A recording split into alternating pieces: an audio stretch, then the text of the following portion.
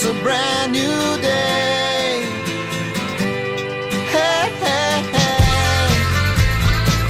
It's a brand new day.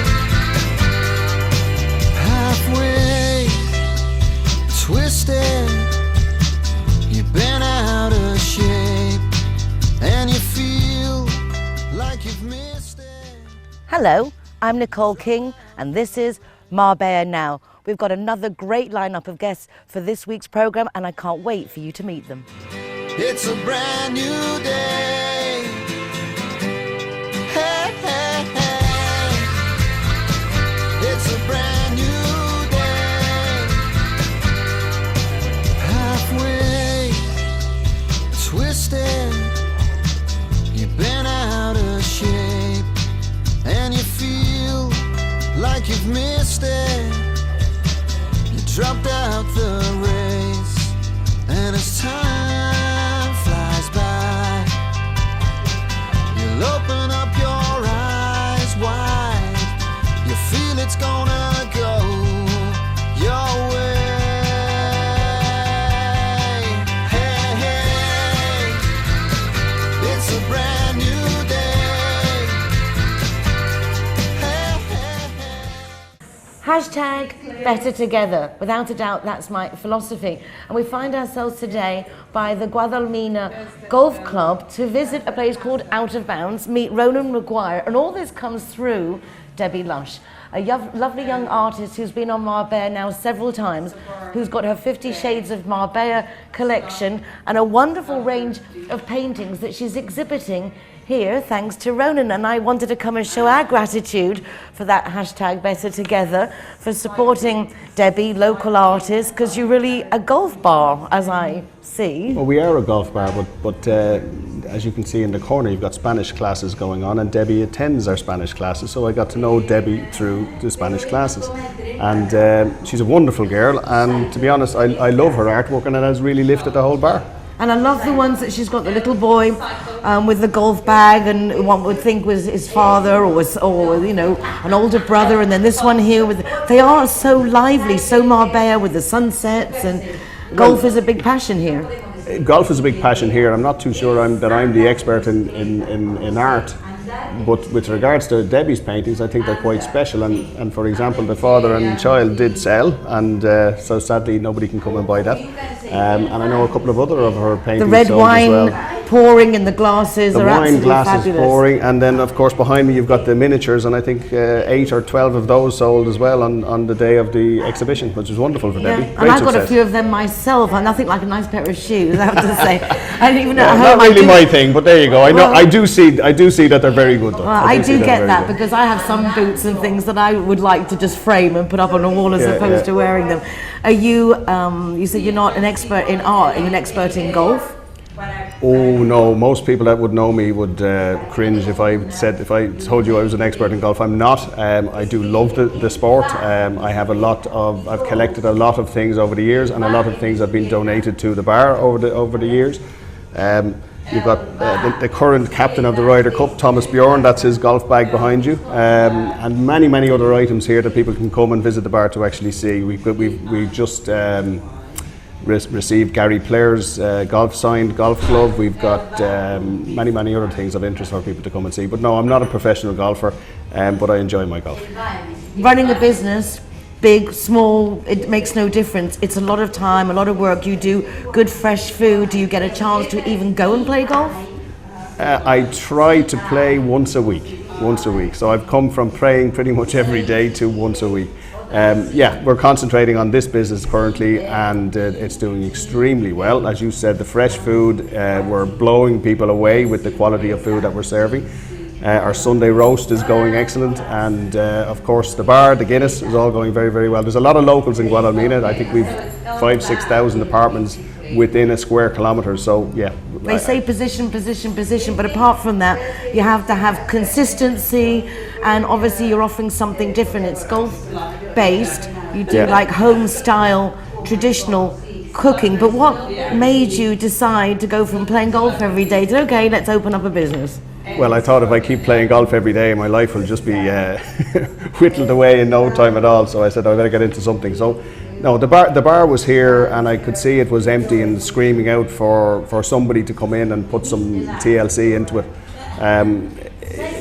We're open now 7.5 months, and it's gone way beyond my expectations. We have days. Yesterday, for example, we did over 40 covers. Sorry, Sunday we did over 40 covers. St. Patrick's Day, we had over 150 people through the bar. And you've got a group of 20 coming in and 20 today people for a coming in special today, event. and we've put together a special menu for them. They're having beef and Guinness pies, and hopefully a lot of wine and a lot of fun as well. It smells absolutely Doesn't it? wonderful. Yeah. It's a pity they can't get that on television. What brought you over to Spain in the first place? I came here 13 years ago. Myself and my wife and very young son at the time decided we'd have a lifestyle change, and Spain was it. It was a toss of a coin, really.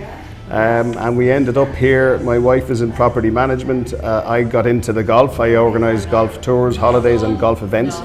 And it has led 13 years later to me opening up a bar and a restaurant here. For you, obviously, and your wife, I'm sure you're loving it, because for us it is wonderful. But for your son growing up in a foreign country, how's he finding it now that he's in his teens?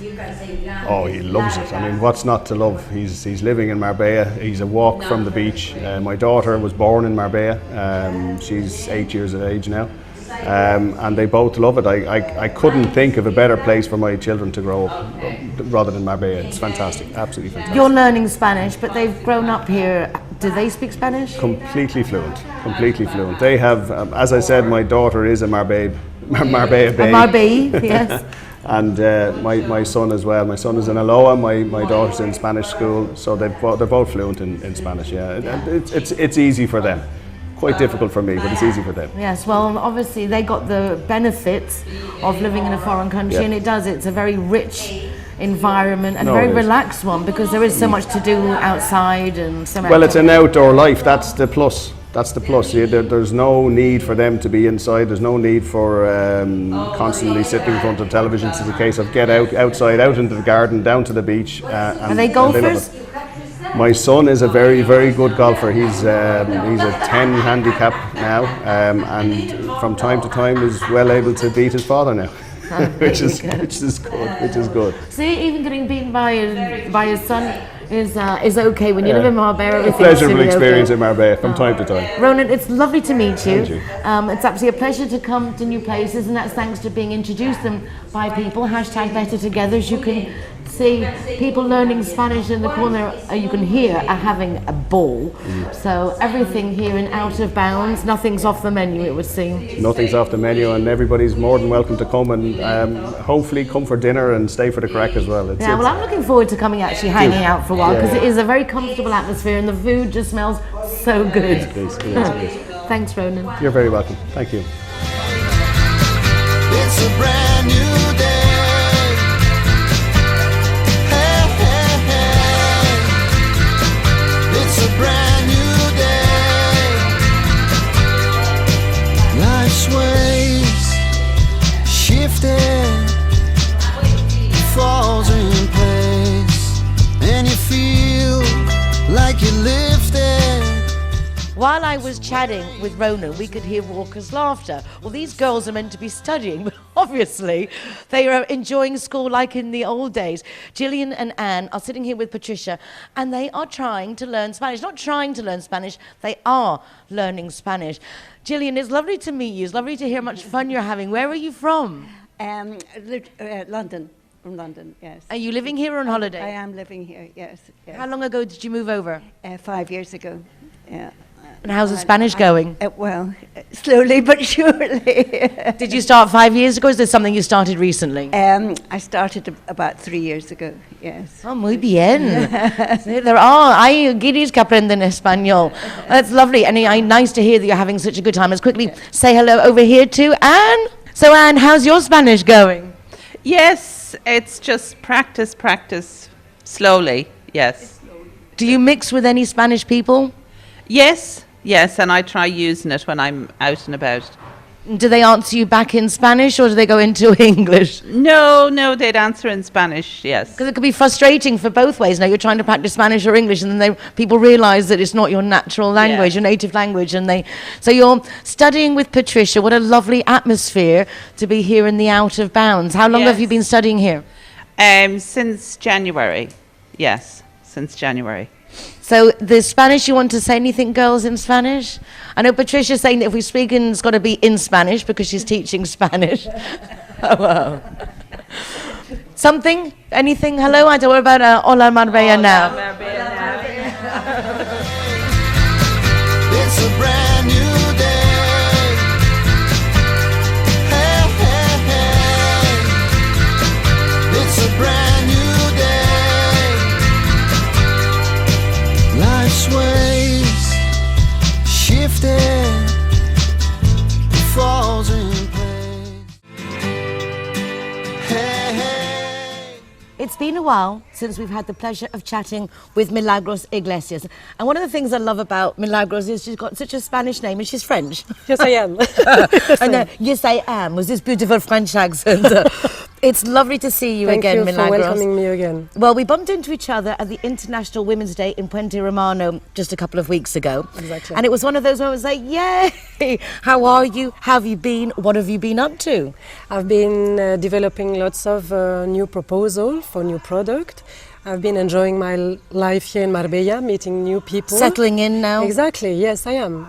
And I'm quite happy to be here.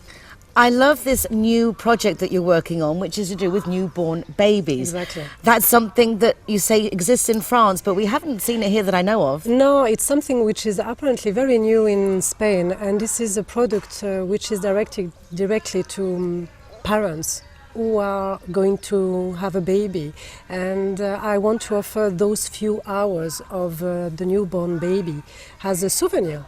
I remember that when our first child was born, we ran out in the days of having those throwaway cameras and everything was in black and white. But they actually, black and white photographs, there's something special. Why? Why is a black and white picture so captivating? It gives more depth to the person, and it gives more softness, strangely enough. And it's something so different that the person can identify herself like if it was in another world, and this is what I'm trying to do. You have such a soft way about you. I mean, it's like very typically French almost, that one would think, you know, it's all very sexy and very lovely. It's amazing how you transmit that through a photograph. That even you specialise in, obviously, in people. Yeah. You have a great gift for people. But when I see photographs you've taken of buildings even, how do you get personality in a building? I do think that everything which surrounds us is very unique, and you have to give that unique feeling when you take a picture, because you can identify yourself in a special way with this special building in your life. And I think this is what I'm trying to do. I'm trying to take the building as if it was a person as well. You handle people very well. You make people feel very relaxed, which I think is a big part of taking photographs. For example, when Marbella Family Fund shares information on the Marbella Now programme, the black and white photograph that you took of me when we were recording the last time we met at Yamea, Marbella's beautiful palace home in Puerto Banús. That is a gorgeous photograph. You have a gift for doing that. It's absolutely lovely. But that's taking photographs when people aren't aware. So that's something to capture that moment. When you're taking photographs of people doing a photo shoot, how do you get them to relax? What are the instructions you give? Because people are always being photographed in Marbella. I know. The thing is, when I meet the client for the first time, or anybody who wants a picture, I always try, first of all, to have a contact with the person. So it's like to relax. You hear my voice for the first time for 5 minutes, and then I give them tricks or tips. Both tricks, tips. Okay. So, for example, if I take you as a potential client, I will tell you the chin up to relax this bit, and then to open a bit the mouth, just to relax that bit, and then the position, your position is perfect because you are straight, you have your chest forward. Yes, exactly. And your hands they are perfectly coordinated both of them, and this will be a beautiful natural shot, even if it's for something which is more serious. Well, my posture I have to my dad to thank, because he was always coming up, finger down the back, and sit up straight, shoulders back, like driving you crazy. So at least I didn't have a ruler down the back, so that's at least a benefit. Exactly. Plans for obviously 2017, you're doing the newborn baby shots. Yeah, exactly. You were telling me a lot of different projects lined up, so it's nice to see that the local community is embracing your talents. It must be very reassuring for you. Yes, and I must say that I've been opened different doors, and I'm taking them as a gift, which is very pleasant for me, which because I'm not coming from Andalusia, I'm coming from Paris, and in so short time people have been very warm to me, so I'm preparing different projects, and there is also something which is behind to give them something nice for them to look at. And the social scene, is that also coming together for you? Exactly. You're finding that everybody around, do you have just French friends? Are you mixing with the local? No, I have lots of different friends. English, I have Scottish, I have Spanish, I have a few friends, not too many, strangely enough. Lo justo. Just the Yes, lo right justo, amount. exactly, It's not exactly. quantity, it's that quality that matters. Exactly. Well, it's lovely to see you Thank you so again. much. Perhaps we can have you on the programme more often, because Yes. it must be, it was just before Ferias Yes. last year, so it was quite a long time. We're in the Pozo Exactly. Viejo, That's which true. is in the old town, so it's lovely to see you. Thank you so much for Best of welcoming luck me. with all your projects. Thank and if you. you are having a baby, book now to make sure that Please. when that baby drops, I will be Iris there is for there snapping that shot. Exactly. Thank you. Thank you, Thank you so darling. much. Today I have with me a doggy of the week. And this is a special story because this doggy is 12 years old. His name is Kiko and he is blind and he is deaf. He came to us a couple of months ago because he was living with an older person, an older man, who could not take care of himself anymore and could not take care of Kiko. And nobody else in his family wanted to adopt Kiko. So he ended up in a terrible state. So please consider adopting Kiko, consider adopting any of our dogs or cats at AAA. And do remember, adopt, don't shop. See you next week. Thanks.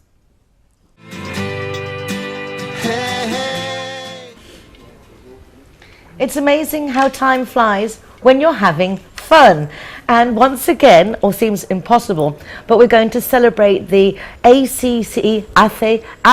Forum in the Exhibition Centre here in Marbella. And Bart Edel is the gentleman that is behind all this. How many years now, Bart, have you been celebrating this forum? Well, we do these forums, and thank you for being here again. And thank Nicole. you for It's, coming. in Yes, this nice start place, from yes. the beginning. Well, we do this for 6 years now. Anna, my wife, started it, and we are doing it together now. She started in 2010 with the first forum in Nerja, the other side of Malaga. So, well, we are now celebrating number 16 in Marbella, and number 17 is also planned in the north of the country. So yes, and we are very happy to be again in Marbella after the last year in May. Well, we were asked to do it again, so this means something for us. It's a very different event. Explain to our viewers the amazing variety of people that you bring in Yes. to talk to us and guide us. It's quite a fascinating concept. Yes, it's a program all put in 3 days, and there are more like 40 speakers of all kind of disciplines. The main theme of the Congress is Salud, Bienestar y Espiritualidad. Well, healthness, well-being. well-being and spirituality. And we have in this context a lot of speakers. They will be, well, I can mention a few. Comes Marilyn Rosner from Canada. But what does she do? She's a medium. She's the Okay, best so- medium in the world, and well, no doubt she is. And she will give messages also in the conference, in the theater. So you must be there to receive. She has also consultations, and Yes. So all the different speakers are based on this, giving either the spirituality, which is of something that's very popular here in the coast. Yes, spirituality, but also we have Enrique de Vicente, who's an español muy, he is very well known. He is always in the television program Cuarto Millennium with Iker Jimenez. He will talk about Aliens? no, prophecies of the past. He's a very interesting man. For the time we are living now, and this is very interesting. Enrique always has very interesting themes. So it reminds me a bit of Michael Tellinger in the ways of looking for exactly things that went on so many civilizations ago that we really should be paying more attention to. Yes, this is true. Well, Enrique, we have the brothers Robert and Jean-Paul Bobal. These are two, well, they are officially Belgian, but they live in England. They were born in England, Egypt. They are experts in the pyramids. Robert Bobal is a bestseller, and he composed the theory that the pyramids of the big pyramid, Cheops, is connected with Orion. He is convinced, he was launching this theory, and there are very many more secrets to tell in this. It sounds like an absolutely fascinating event. I think just the amount of years that it's been going on is testament to its success and how much our community embraces this type of thing. So it's on Friday the 31st, Saturday the 1st of April, and Sunday the 2nd of April. 3 days. Can you get a pass for the whole event? You can for the get 3 a pass days? for the whole Congress, and it will cost you 35 euros. So this for the is 3 days? For the 3 days, full of conferences, and you have lunch and breakfast a little also to... So it's going to be just a nice weekend out. A nice weekend out, and it does not cost you a lot, and you can learn a lot, work on your spirituality, and work on your healthness, and because we have a specialist about nutrition and well, a lot. It sounds wonderful, but well, I will certainly be there. I hope you'll certainly be there as well, because it's these events that first we need to support local people, but when they put on events as really as important as this one, when you have such big names coming in, I think it's really quite commendable. Thank you, Bart. Yes, okay. And you can make a reservation for the entrance on the www.foroacte.com. There you can find the entrance. Perfect. And you can get in on the same day at the door as well if you want. Yes, you can also get in the same day. And the nice thing is in the exhibition centre in Marbella, so there's loads of room. Yes. And you can get entrances also for 1 day. Wonderful. Well, I'm sure there'll be a lot of people there again this year. Okay. Thank you, Bart. Hope to see you there. Lovely Thank to see you again. Yes.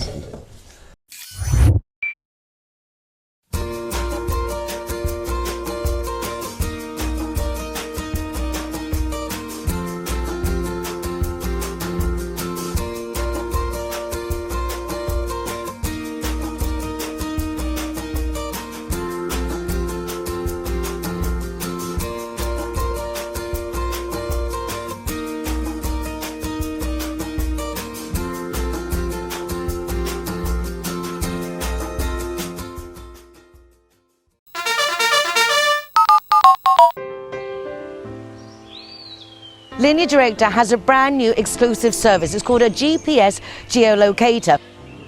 This breakdown recovery and roadside assistance service can pinpoint your location immediately, wherever you are on mainland Spain or the Canary Islands.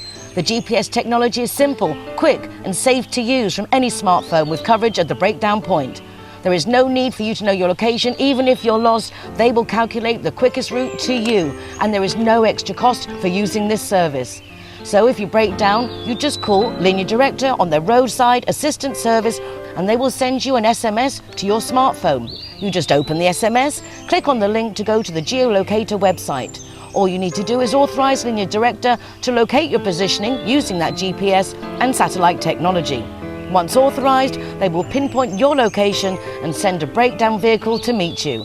If you want more information on this GPS geolocator service or any of the other great services that Linear Director offer, why don't you call 952 14 78 34. That's 952 14 78 34 or visit their website, lineardirector.com.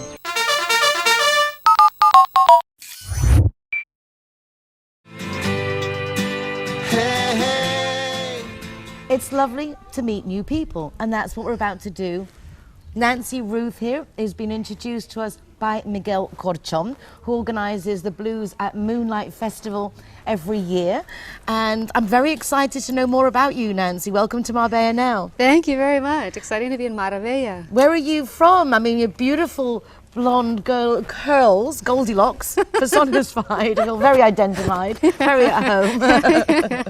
Where are you from? We understand each other. We do. The already, same problems, the same benefits. Same hair product, yeah. I'm originally from Canada, but I've been living in, actually I've been away touring for most of my life. On the road, you know, I'm a musician, but I've been based in Spain, on the other side of Malaga, in el Rincón de la Victoria, for the past 15 years, between tours. And what kind of music is your genre? The genre, I actually have a name for it, Sangria Jam. That's the name. I thought it was the name of your. It is, but I mean, that's what you are, it's Sangria like, Jam. The music that I write, because I write all my own music and lyrics, and so it's really drawing on all of my influences from jazz. I have a jazz background, pop, rock, and I'm a huge flamenco lover of flamenco and Latin music as well. I've traveled a lot in Latin America, so I have all of these really strong influences and passed through all of these styles. And so when I sit down and write, it's just what comes out. And it's a real authentic kind of natural mix of all of those elements. When did you realize that you had this gift? I don't know. I've always sung. I think I could sing before I could speak. Yeah, and my first love of music came from the soundtrack of Man of La Mancha, El Hombre de la Mancha, no? So I had this fascination for Spain from the time I was very young. And do you write in Spanish, in English? I used to write a lot in Spanish, but now because most of my public or my audience is English speaking, I'm writing more lyrics in English now. But it's a nice combination of having flamenco jazz. I mean, just in itself, you know, this combination that I suppose is really a combination representation of all the people you are inside, all those experiences. Yeah, for sure. I mean, I do have Spanish roots as well. Oddly enough, I know I no pinto nada española. I don't look Spanish at all, but yeah, I mean, harmonically and rhythmically, there's so much intercambio, there's so much common language between jazz and flamenco that I certainly never forced the marriage, you know, but it just comes out that way, yeah. And do you record, do you perform live, do you do gigs? I make my living performing live. That is my career, so I'm traveling all around the world. Just came back from Australia, New Zealand, just still getting over the jet lag. And, well, and so we're going to do something in So Spain, you're doing finally. really well then. I mean, if you're traveling around the world to go and perform, yeah. I mean, you're there. It's all I've ever done, actually. Yeah, but I mean, I'm still doing it. And do you have a manager, someone who like books all your gigs No, for you? I need a manager. I don't have time for everything. Hashtag yeah. better together over here. We need a hashtag better together. Yeah. Find this girl a manager. Yeah. No, you don't need to be doing bad on your own. I know. I don't have a life. My social life is like all about my band and doing the business. But yeah, it gets hard doing all the business. I do work with booking agents and publicists and different, you know, people on my team to help out. And then obviously Miguel introducing you today to us. Miguel Corchón, go get him guy. Yeah, excellent. Exactly, but it's nice because if you meet people with talent, what nicer than to introduce them to other people who can, do you know what I mean, share the experience, pass the word on. I mean, that's what it has to be about if we're going to survive. It's we're all supporting helping each other. Exactly. We all work together. So do you come down to Marbella often? I'm still trying to get my driver's license in Spain. It's like the hardest thing ever because my Canadian driver's license isn't good. So I have no car. So, but my wonderful sidekick Juan is good enough to drive me. Juan Soto is the producer of this disc, and he's got a great studio in Malaga called Studio 555. And so, you know, we travel. Tell us a bit about this this record. I call it a record. Yeah, well, it's all the songs, as I said, were written here in Spain over the years. And when I came to, I met Juan Soto and Juan Heredia, who's the percussionist for Chambao. And Juan used to be the musical director for Manzanita. So they have a long history here. Verde que te quiero verde, that Manzanita. I mean, like really big Spanish names. Yeah, so I hooked up with these guys and started looking at my music with their sort of language of understanding how to play my music. And so we started recording together, and it started to just click and happen, and then we just realized all of a sudden we had an album. So all the musicians are Spanish. I mean, except it's for- dawning on me, the Yeah. names you're talking about, Yeah. how impressed that they must be with this blonde flamenco gitana style. I mean, Yeah. it's a big compliment to your ability, obviously. Yeah, I feel that. Yeah, I mean, I do live here as a Spaniard. Well, if too, you didn't know so, that, yeah. you know it now, because these are Yeah, really... they would have kicked me out by now, Exactly, yeah, these are yeah. really important, Yeah. big-name musicians, very talented people. It works well, yeah. The it tracks works that well. are on we haven't had a chance yet to hear it, a lot of us, but are they sad songs in the same way when you feel that people always say that inspiration comes through pain and suffering? Yeah. Are we going to suffer? And flamenco's typically, hi, Yeah. I've got tummy ache. There's definitely a lot of passion and drama in the music, but it's very rhythmic. It's very upbeat. Most of it's very upbeat. People are usually surprised how rhythmic and upbeat and fun the music actually is, because I'm kind of an intense person, and but I have a lot of fun on stage. So the music is actually very entertaining and a lot of fun to play live. Well, yeah. I can't wait to hear you. In Yeah, fact, let's thank take a you. little look right now at Thank some you. of Nancy's work. Nancy, lovely to meet you, and Great I to meet know you. that we'll be seeing you again soon. Ole, muchas gracias. Ole from Thank me you. too. Ole.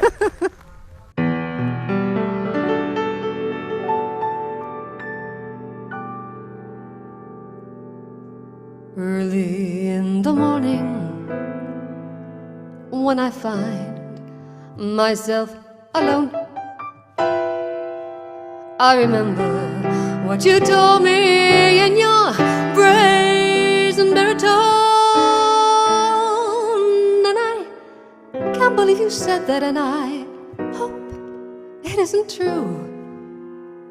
So I wrote this bulería.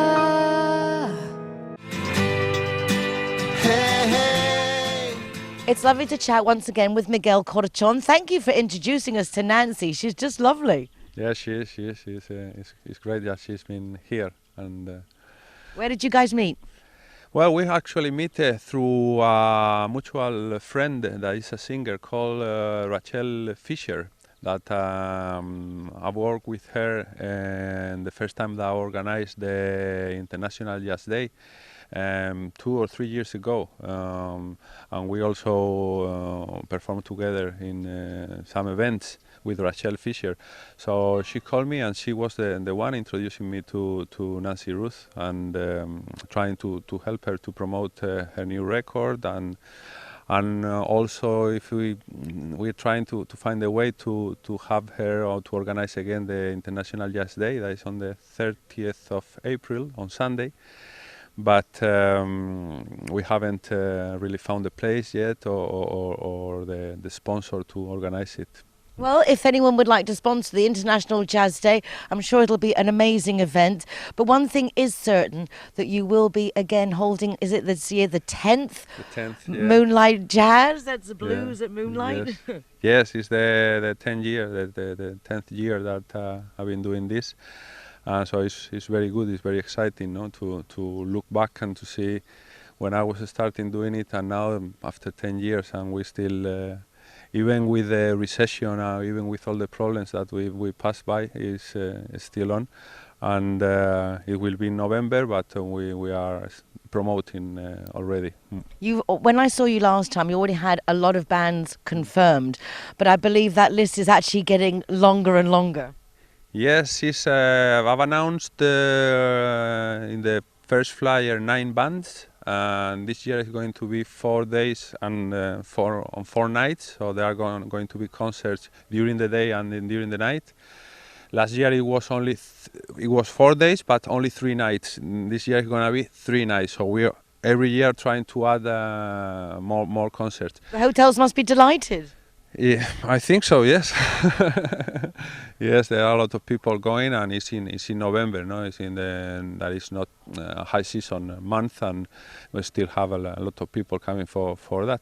Well, jazz does have an amazing pull. I'm very proud of you for surviving all these years and for putting all the effort needed to make these events successful, because it's thanks to people like you that our kids actually get to know more about life than just beach and parties, because we do need more culture on the Costa del Sol. Well done, Miguel. Thank you very much. As Yes. it gets nearer and nearer, then you can give us more information and more updates. Okay, I will. Thank you for inviting me again. And we need a sponsor for what? For International Jazz Day. 30th of April. 30th of April, yes. You can check or you can Google International Jazz Day. It's a massive event all around the world. And You'd like the Costa del Sol to be part of that? yes, I think it would be great. And there are a lot of people who like jazz music. Jazz music is really big. It can involve many types of different styles of music into the same style. And I think it's a good it's a good day. It's actually the 30th of April. It's on Sunday, so to organize like a daytime event with sounds good. Okay. Anyone wants to get on board? Miguel Corchón. Thank you, Miguel. Best of luck. Thank you. Thank you. Hey, hey, it's a brand new day. Hey, hey, hey.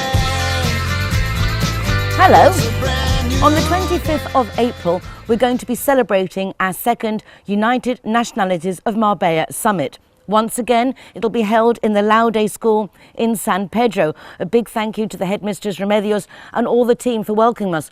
Also for the students offering to translate. There are 52 nationalities of students at Laude, so whatever language you speak, you're very welcome. All ages are welcome too.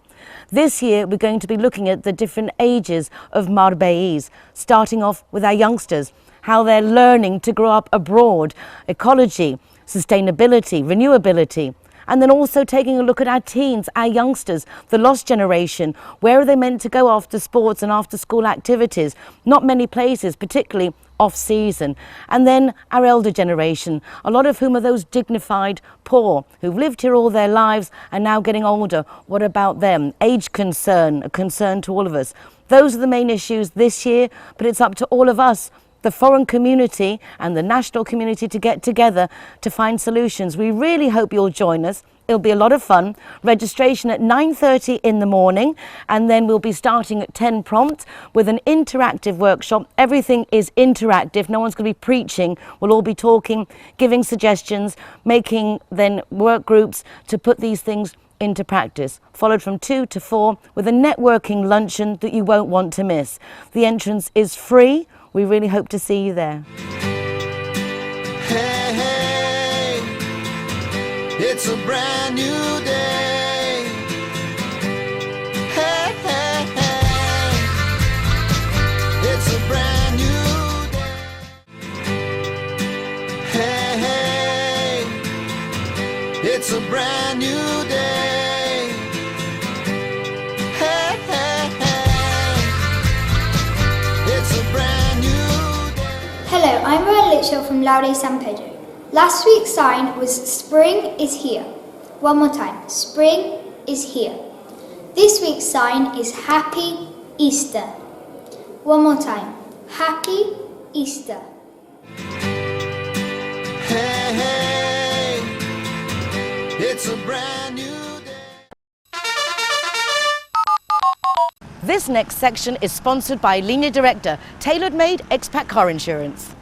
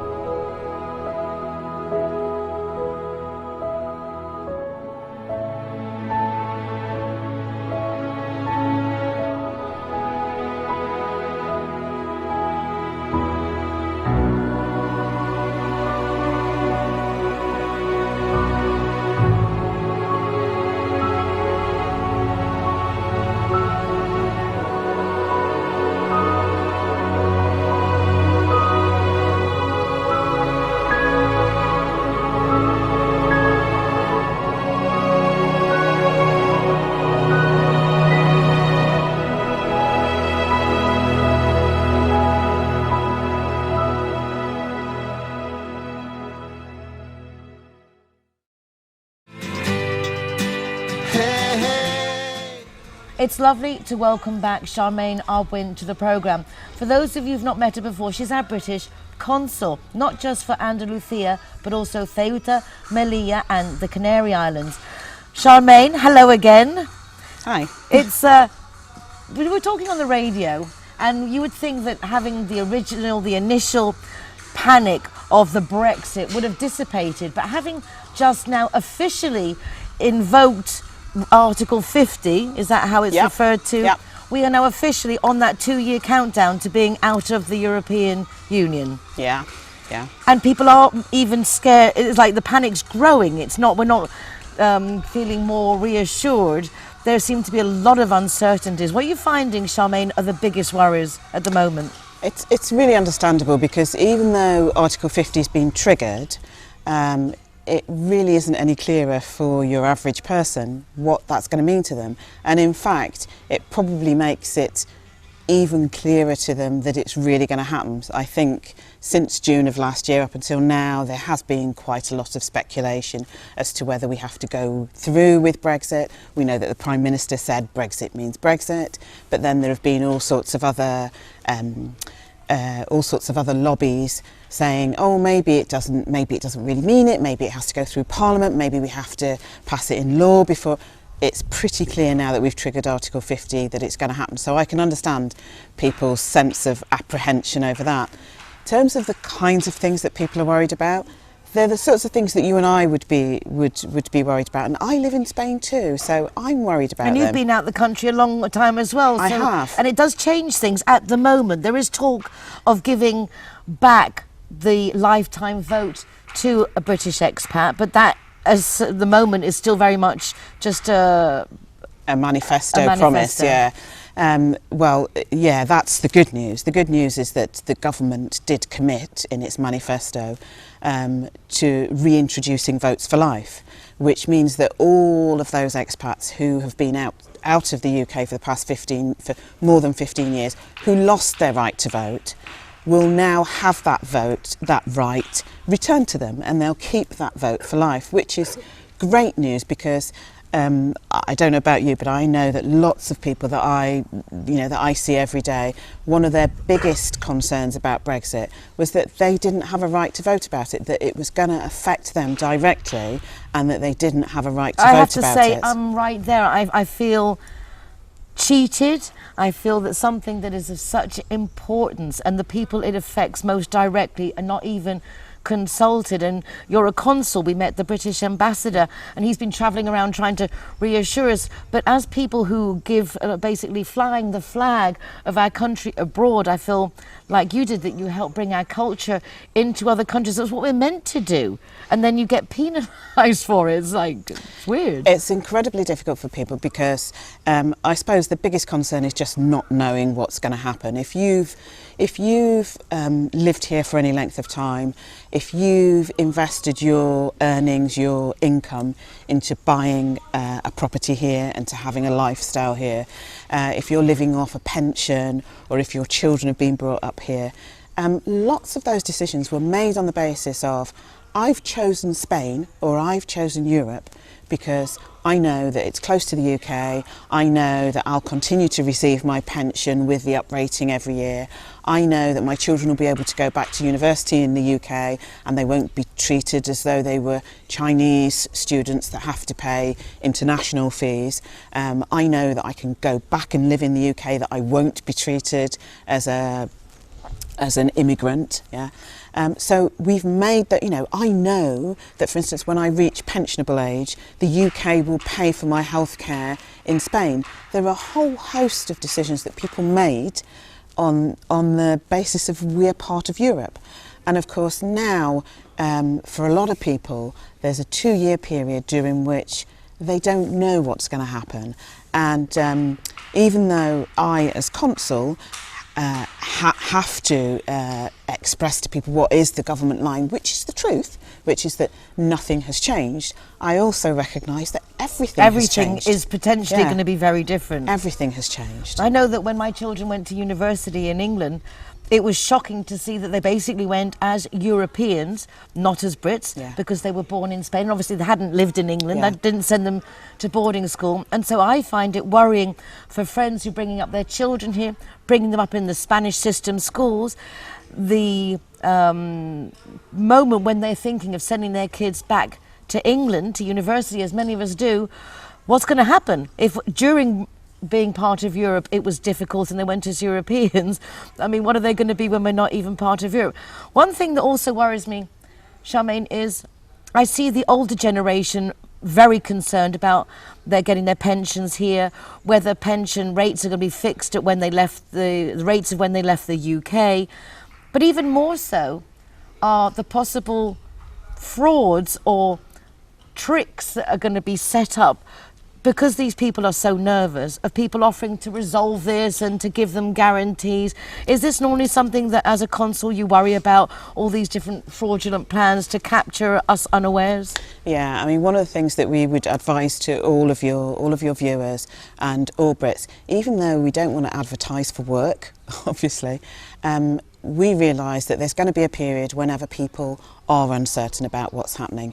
And I would say that there's lots of speculation out there. Go to the single source of truth. And the single source of truth in relation to Brexit is gov.uk. Yeah?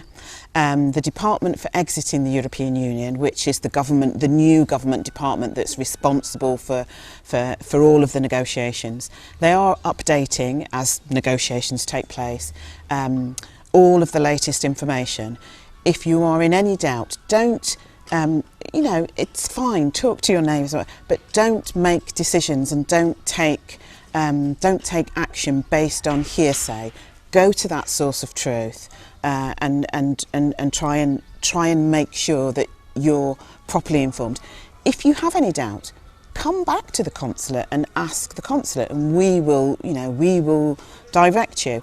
I'm absolutely certain, and it's really sad, but there will be people that are out there that will take advantage of the fact that people are worried and that people are vulnerable and that they're distressed, and there are even people that will tell you that they're the consulate or that they offer consular assistance. Don't take that at face value. Our phone numbers, our websites are on gov.uk, so you can look for us and you can make sure if anybody calls you, and it's unlikely, to be honest, that we're going to call you unsolicited, but if anyone calls you, go to the website, find the phone number and check through that phone number whether or not the consulate has really been trying to get in touch with you. Yeah, because also the consulate services are free. So anyone saying that you should pay for advice or to take any actions to protect you against things that could possibly happen in Brexit are probably very unlikely to be true. And again, I have to emphasise what Charmaine said. The only information regarding Brexit that you can trust as it happens will be through the www.gov.uk. It's very important. I got a phone call just yesterday, someone saying they gave my company name, but from there, with pressure, insistence and a lot of badgering, they tried to get all kinds of details.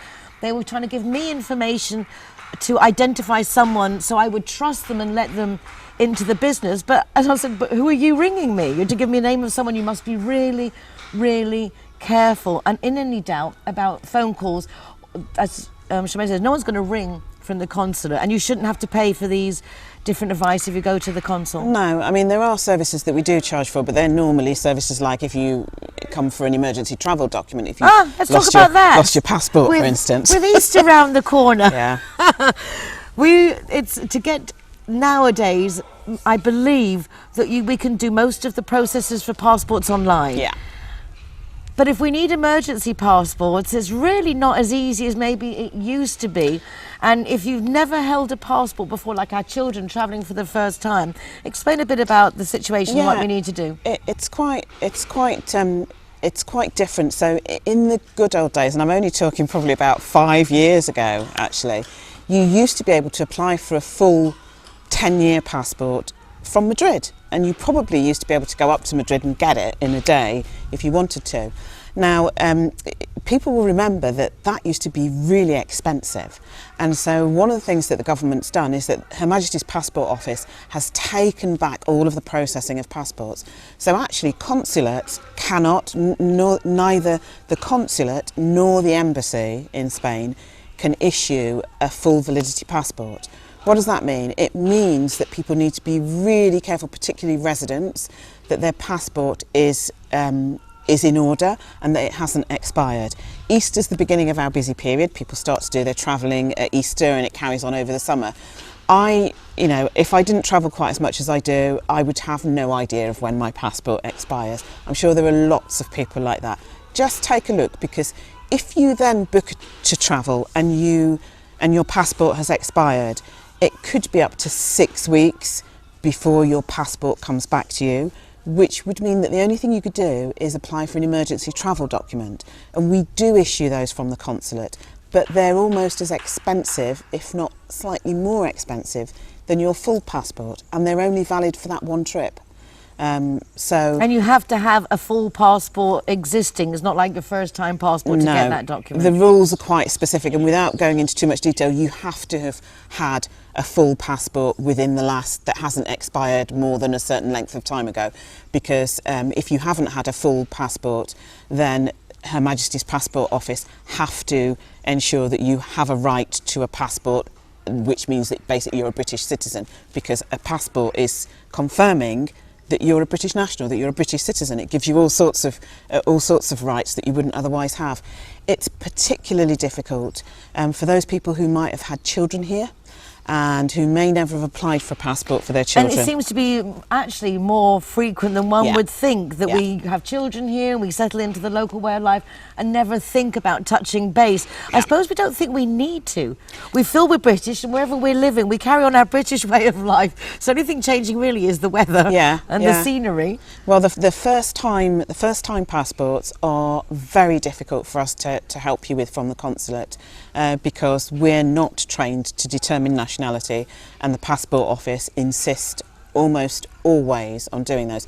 Sometimes we can do it, but it's really quite complicated, and it's quite distressing sometimes for families, because you're asking all sorts of very personal questions about people, about their parents, about their grandparents, about how is it that they were British nationals. It's a lot easier to avoid it, and it's a lot easier to check that your children have a passport. If they don't, send off for one. I know it's a lot of money. I know it only lasts for 5 years if they're under 15, but it's worth doing before you need to do it. Exactly. If you see what I mean. So for the advice for our travellers now, main one obviously on the top of the list is check that your passport is in date. Check that your and not going to passport's in expire date. while you're away. Check that you have your European health insurance card. If you're living in Spain, you should have a European health insurance card.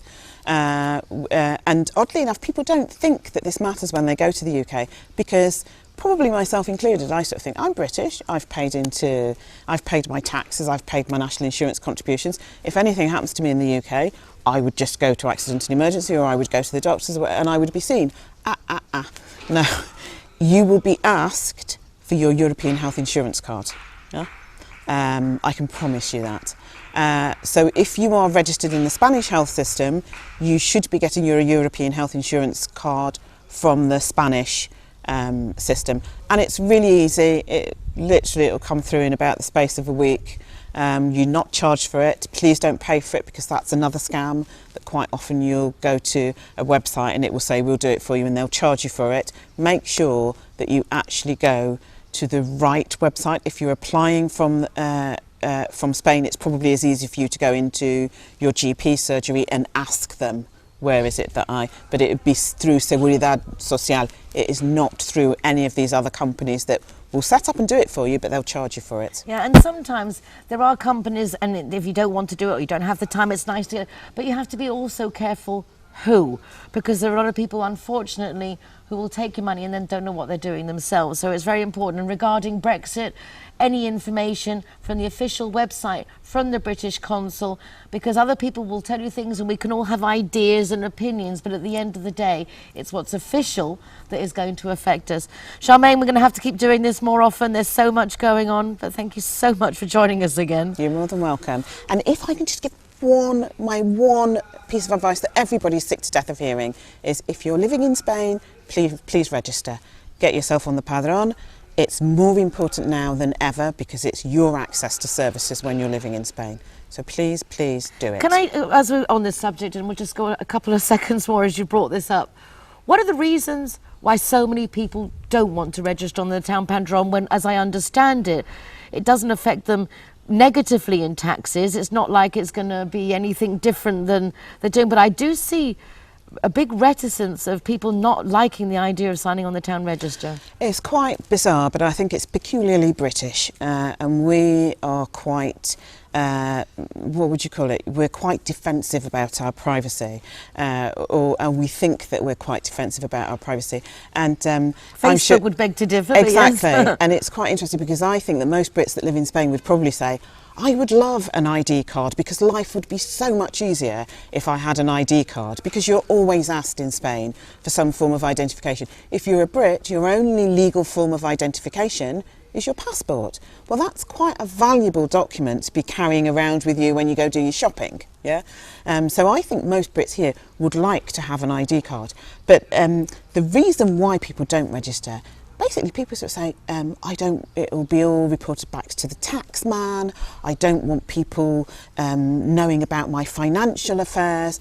Actually, I'm obliged to say that if you live here, one of the things that you should be doing is making sure that your affairs are regularised. So if you're due to pay tax, you should be paying tax. Apart from that, the advice that we have is that the Padrón and the tax, and the Hacienda are not in any way linked. Obviously, I'm not gonna say that's absolutely or that it never cast will iron, be. But yeah. as it stands But today, as it stands, exactly, that's what I understand. And there are far better reasons for you registering than there are for you not to register. Wherever you live, the local authority, the council, the ayuntamiento, the settlement that they get from government to pay for all of the services like cleaning the streets, emptying the dustbins, security, all of those things are calculated on the basis of the number of people that are registered as living in that town. So if you're in a place like, let me take Mijas for instance, where 50% of the population are foreigners, yeah. If that 50% of the population don't register on the Padrón, basically Mijas is trying to run a town hall off half of the amount of money that they could be getting in, And if you live there, that affects you. Yeah, I've had people here in Marbella saying that there was no rubbish outside the apartment block where they live. There was no, but then it turned out that everyone in the apartment block was foreign. No one was on the town register. So how is the council meant to know that they're meant to pick up garbage from there because there's no one even registered living there? Certainly something to look into further. Charmaine, always fascinating. All the things we don't want to know, but we need to know. And yeah, I'm Lady Doom and Gloom, aren't I? Thank God it's you. It could be a doom and gloom face there as well. We're okay, we're doing good. Thanks for having me again. Oh, a pleasure. Cheers. Many times.